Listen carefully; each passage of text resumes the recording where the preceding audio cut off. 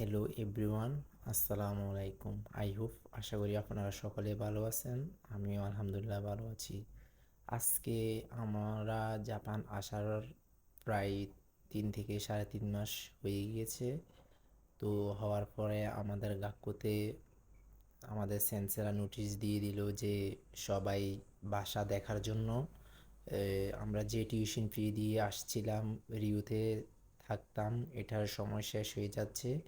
October সেশনের ফলাফল আসবে, তারা থাকবে, এই জন্য আমাদেরকে গাক্কু থেকে নোটিশ দিয়ে দেওয়া হয়েছে যে আমরা যেন অতি শীঘ্রই বাসা দেখি এবং আগ থেকে বাসা অ্যাডভান্স টাকা দিয়ে পেমেন্ট করে বুকিং দিয়ে রাখি। তো আমরা কি করলাম, আমাদের গাক্কুতে অনেকগুলা বাসা নেওয়ার জন্য রিপ্লেট দেওয়া হয়েছিল। তো এখান থেকে আমরা আমাদের সেন্সেদের সাথে যোগাযোগ করে, এখানে লোক আছে শিয়াকুশে, তাদের সাথে যোগাযোগ করে আমরা বাসা দেখতে রওনা দিলাম। আমাদেরকে লোক গাক্কু থেকে এসে নিয়ে গিয়েছিল বাসা দেখানোর জন্য। অনেকক্ষণ গাড়ি দিয়ে যাওয়ার পরে আমরা বাসা দেখতে যাচ্ছি। আমাদের সাথে আমার ফ্রেন্ডরা আছে সবাই। আমরা দেখতেছিলাম আর কি যে 4 জনে একসাথে থাকা যায় এরকম একটা বাসা। তো এখন শুনতেছি নাকি জাপান নাকি এরকম বাসা নাই, আর যদিও থাকে বাসা নাকি অনেক দাম প্লাস ভাড়া বেশি। অবশেষে আমরা চলে আসছিলাম বাসায়। তো এই তো দেখেন, এই বাসাটা দেখতে আসছিলাম আমরা, আপনাদেরকে দেখাবো বাসাটা কেমন। বাসাটা মোটামুটি ঠিক আছে। প্লাস একে একে আমরা সবাই বাসাটা দেখার জন্য উপরে যাচ্ছি। বাসাটা হচ্ছিল দোতলায়। এখন আমাদেরকে বাসাটা দেখাবে উনিও হচ্ছিল ফরেনার, এখানে জব করে। আমরাও ফরেনার সেম। আমরা চাইনিজ ভাষা এত একটা বুঝি না, উনি আমাদেরকে মোবাইল ফোন দিয়ে ট্রান্সলেট করে করে সব কিছু বুঝালো। আমরাও বুঝলাম, আমরা যা পারি তা বলছি, আর যা পারি না তাও ট্রান্সলেট করে মোবাইলে হেল্প নিলাম। তো একে একে করে আমরা সবাই রুমের মধ্যে প্রবেশ করলাম। এটা হচ্ছিল ওয়াশরুম, এটা হচ্ছিল রুম। রুম ঠিক আছে মোটামুটি, কিন্তু রুম হচ্ছিল 2টা আর এসি হচ্ছিল একটা।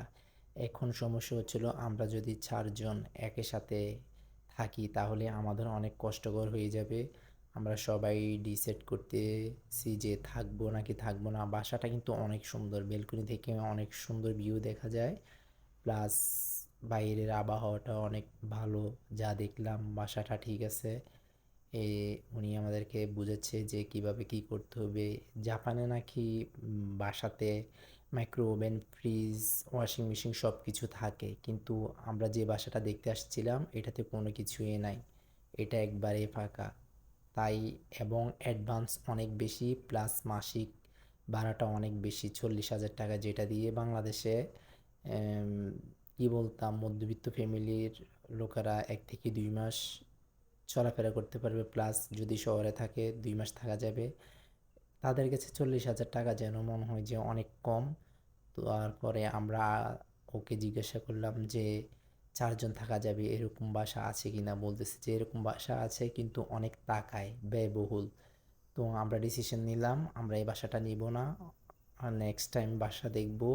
ওনাকে বলে আমরা আবার কাকুতে যাওয়ার উদ্দেশ্যে রওনা দিলাম। উনি আসছে, এটা ছিল গাড়ি ওনার, এটা দিয়ে আমাদেরকে নিয়ে আসছিল বাসাটা দেখানোর জন্য। এবং বাসা দেখার পরে আবার এটা দিয়ে আমাদেরকে গাকুতে নিয়ে দিয়ে আসবে। তো উনি কি যেন করতেছে, আর আমার ফ্রেন্ডরাও দাঁড়িয়ে আছে একে একে করে। এখন সবাই একে একে করে গাড়িতে উঠলাম, ওঠার পরে আমরা আবার গাকুতে যাচ্ছি। যার পরে আমাদের সেন্সেদের সাথে কথা বলবো যে বাসাটা আমাদের কাছে মোটামুটি ঠিক আছে, কিন্তু 4 জনের জন্য একটু কষ্টদায়ক হয়। তো আমরা এগুলা বলার জন্য আবার গাক্কুতে যাচ্ছি। এখন গাড়ির মধ্যে আছি, আর আমরা ফ্রেন্ডরা মিলে ডিসিশন নিচ্ছি যে বাসাটা নিব নাকি নিব না। অ্যাকচুয়ালি বাসাটা আমাদের জন্য অনেক কষ্টদায়ক হয় 4 জন যদি একসাথে থাকি। আর প্লাস হচ্ছিল ভাড়া 40,000 মাসিক, শুধু রুম ভাড়াটা 40,000। এবার ভাবেন যে অন্য খরচগুলো সহকারে একজনের প্রতি মাসে প্রায় 50 থেকে 60,000 টাকা খরচ হতে পারে। তো এটা না নেওয়াটাই বেস্ট। আর একটু ভালো বাসা দেখবো, টাকা যাক সমস্যা নাই, থাকার কষ্ট যেন না হয়। এটা বলি আজকের ব্লগটা এখানে শেষ করলাম। ওকে, আল্লাহ হাফেজ।